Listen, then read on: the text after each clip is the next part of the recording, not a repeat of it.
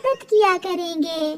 चिड़िया बहन, हम ऐसा करते हैं, हम जंगल में एक हेल्प बॉक्स रखते हैं और सब पक्षी अपनी अपनी बचत में से कुछ पैसे उस हेल्प बॉक्स में डाल दिया करेंगे और फिर जिसे मदद की जरूरत होगी हम हेल्प बॉक्स के पैसों में से उसकी मदद कर दिया करेंगे। तोते की बात ठीक है, ऐसे किसी को परेशानी भी नहीं होगी और दूसरों की मदद भी हो जाएगी। फिर वो सब ऐसा ही करते हैं। जंगल के रास्ते में एक बॉक्स रख दिया जाता है और फिर हर पक्षी अपनी बचत में से कुछ पैसे उस हेल्प बॉक्स में डाल देता। चिड़िया बहन, जो काम आपने किया है इससे बहुत से पक्षियों की परेशानी दूर हो जाएगी। कमजोर और गरीब पक्षी आपके हेल्प बॉक्स से पैसे लेकर अपनी खुशियाँ पूरी कर सकेंगे। कबूतर भैया, मैंने तो पहला कदम उठाया है और मुझे विश्वास ही ना था कि पक्षी मेरा इतना साथ देंगे। फिर एक दिन दूसरे जंगल से एक पक्षी आता है। चिड़िया, मैं बहुत गरीब हूँ, मेरी माँ बीमार है, मेरी मदद करें। फिर चिड़िया हेल्प बॉक्स में से कुछ पैसे उस पक्षी को दे देती है और वो पक्षी खुशी खुशी वापस चला जाता है। चिड़िया बहन, चलो हम चील दीदी के पास जाते हैं और उससे हेल्प बॉक्स के लिए कुछ पैसे लेकर आते हैं।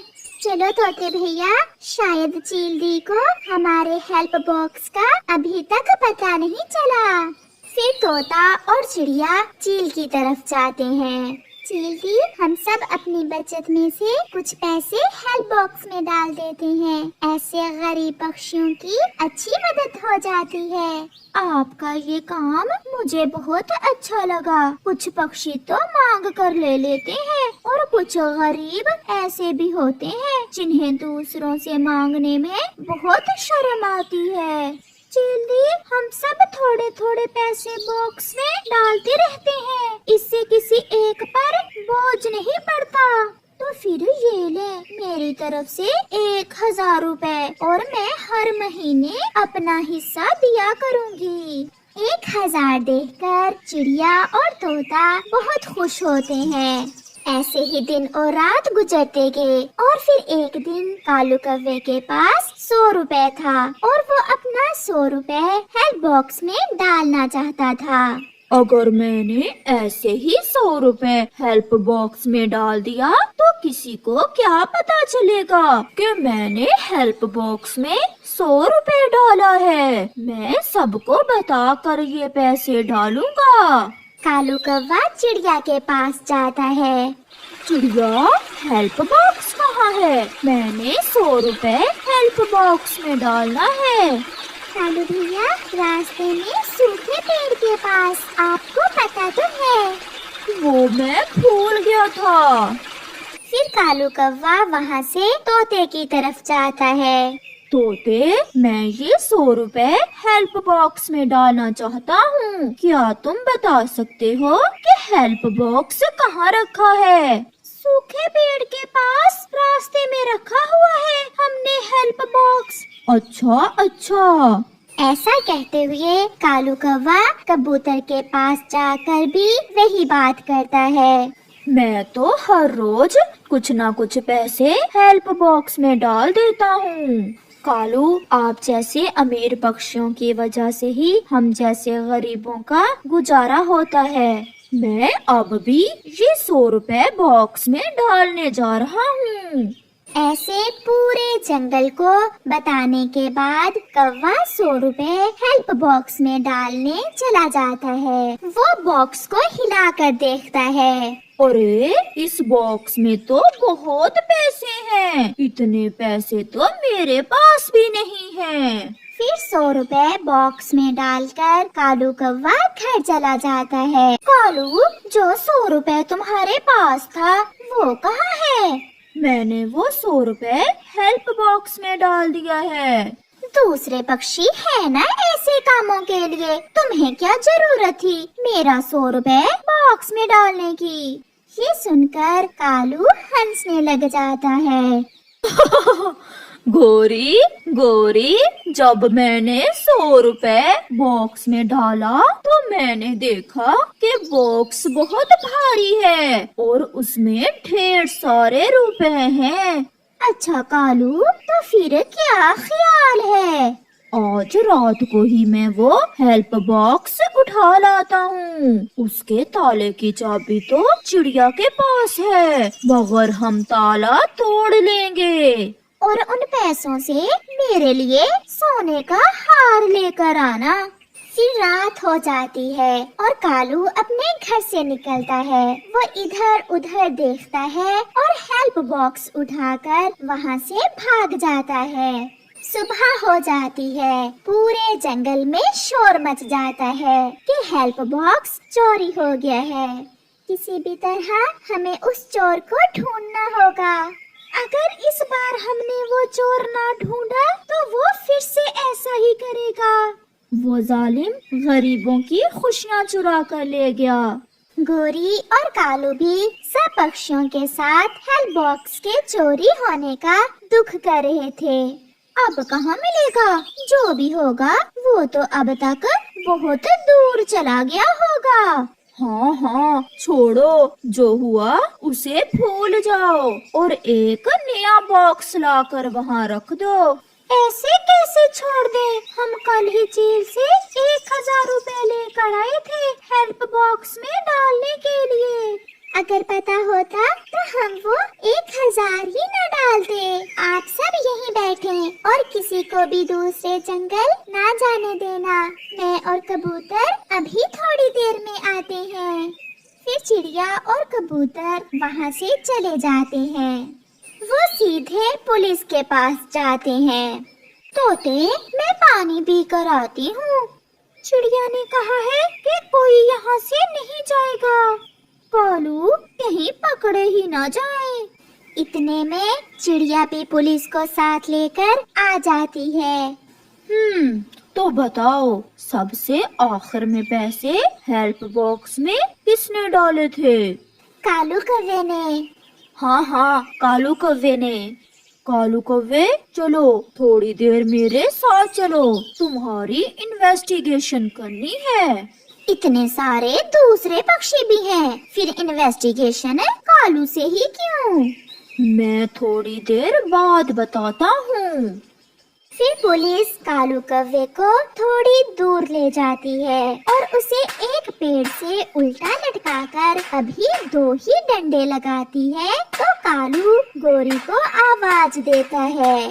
गोरी गोरी, जल्दी से घर से वो बॉक्स ला दो, पुलिस का डंडा बहुत बड़ा है। ये सुनकर सब पक्षी बहुत हैरान होते हैं और फिर गोरी हेल्प बॉक्स ला देती है और कालू को पुलिस पकड़कर अपने साथ ले जाती है। प्यारे दोस्तों, इस कहानी से हमें सीख मिलती है कि कबूतर जैसे कई गरीब हर गली मोहल्ले में होते हैं। क्यों ना हम भी हर गली मोहल्ले में एक हेल्प बॉक्स रखें जिससे गरीबों की खुशियाँ पूरी हो सकें। मम्मा, बहुत ठंड लग रही है, आज बहुत ठंड है। बस आज की रात है बेटा की कल मैं अपने बेटे को गर्म कपड़े ला दूंगी और मेरा बेटा आराम से सोएगा। मैं कल चिड़िया के साथ जाऊंगा और अपने बेटे के लिए गर्म कपड़े ले आऊंगा। कबूतरों का वो परिवार अपने घर में बैठा ऐसे बातें कर रहा था। सुबह हो जाती है। कबूतर को रात की ठंड अच्छे से याद थी। कबूतर समय जाया किए बिना चिड़िया के पास जाता है। चिड़िया बहन, आज रात हम सब ने बहुत मुश्किल से गुजारी है, बहुत ठंड थी। चलो हम कहीं से अपने लिए गरम कपड़े लेकर आते हैं। परंतु कबूतर भैया, हम गरम कपड़े लाएंगे कहाँ से? हम तोते के पास जाते हैं, उसके पास पिछले साल के गरम कपड़े पड़े होंगे, हम उससे ही पुराने कपड़े ले आते हैं। ये ठीक है, हम ऐसा ही करते हैं। चिड़िया और कबूतर तोते की तरफ जाते हैं। मेरे पास कुछ गरम कपड़े पड़े थे, मगर जब गर्मियों में तेज तूफान आया तो मेरे सारे गरम कपड़े तेज तूफान में उड़ गए थे। मैं देखता ही रह गया। मैं तो खुद सारी रात ठंड से मरता रहा हूँ। तो फिर चलो हम सब उस जादुई बेरी के पेड़ के पास जाते हैं, वो जरूर हमारी मदद करेगी। दोस्तों आप चलें और मैं जाकर कव्वे और कव्वी को भी बुला लाता हूँ, उन्हें भी गर्म कपड़ों की जरूरत होगी। फिर वो सब ऐसा ही करते हैं। चिड़िया और तोता जादुई बेरी के पेड़ों की तरफ और कबूतर कव्वे और कव्वी को बुलाने चला जाता है। चिड़िया और कबूतर चले गए हैं। चलो अगर आपने भी गर्म कपड़े लेने हैं तो मेरे साथ चलो। चल कालू चल, अब ठंड बढ़ गई है, ऐसे गर्म कपड़ों के बिना गुजारा नहीं होगा। मुझे सारी रात नींद नहीं आई, मैं तो सोने लगा हूँ, तुम कबूतर के साथ चली जाओ। गोरी कव्वी कबूतर के साथ चली जाती है।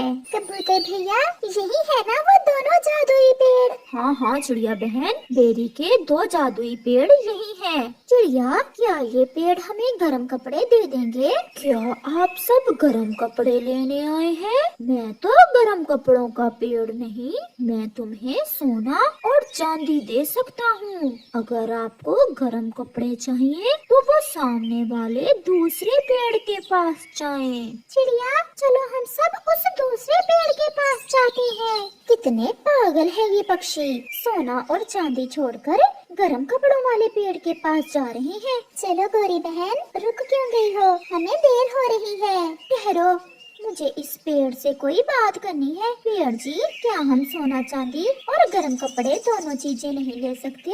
नहीं, हम दोनों पेड़ों में से आप किसी एक पेड़ से कुछ ले सकते हो, ये आपकी इच्छा है। सोना चांदी चाहिए या गर्म कपड़े? तो पक्षियों आप जाओ और लो गर्म कपड़े, मैं तो इसी जादुई बेरी के पेड़ से सोना और चांदी लूंगी। कितनी लालची हो तुम गोरी, ये सोना और चांदी तुम्हें ठंड से नहीं बचा सकेंगे। चल चल मुझे ऐसे भाषण न दो, मुझे पता है मुझे क्या करना है। फिर चिड़िया कबूतर और तोता दूसरे बेरी के पेड़ के पास चले जाते हैं।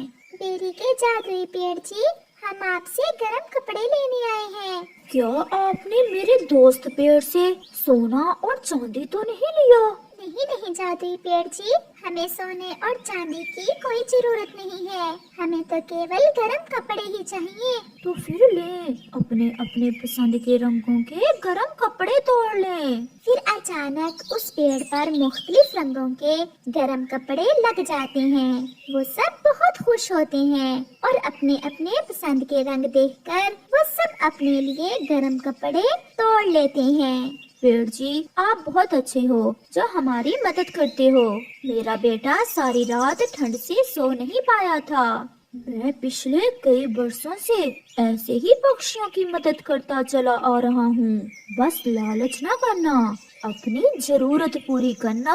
फिर वो सब अपने गर्म कपड़े लेकर वहाँ से चले जाते हैं। गोरी भी सोने और चांदी के पेड़ से ढेर सारा सोना और चांदी तोड़ लेती है। मैं हैरान हूँ कवि, तुम्हारे सभी दोस्त गर्म कपड़े लेकर चले गए और एक तुम हो कि सोना और चांदी मांग रही हो।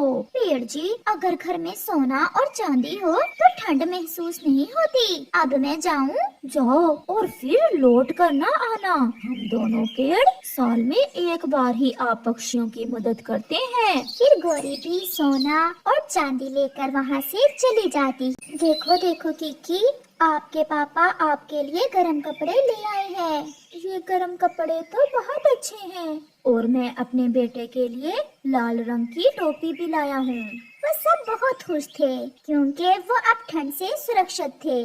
चिड़िया भी अपने बेटे को गर्म कपड़े पहना देती है। तोता तो हरे रंग में गर्म कपड़े पहनकर बहुत सुंदर दिख रहा था।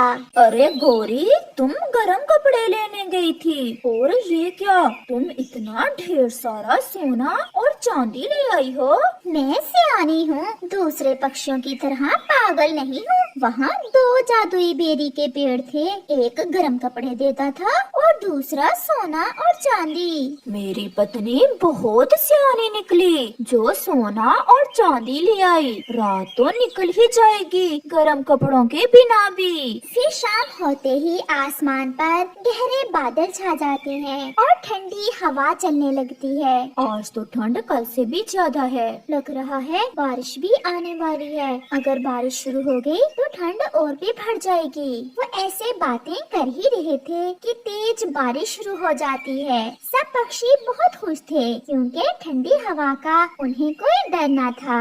मम्मा मम्मा, आज गर्म कपड़े भी हैं और बारिश भी। आज तो मैं बहुत खुश हूँ। दूसरी तरफ गोरी और कालू पहले तो एक दूसरे से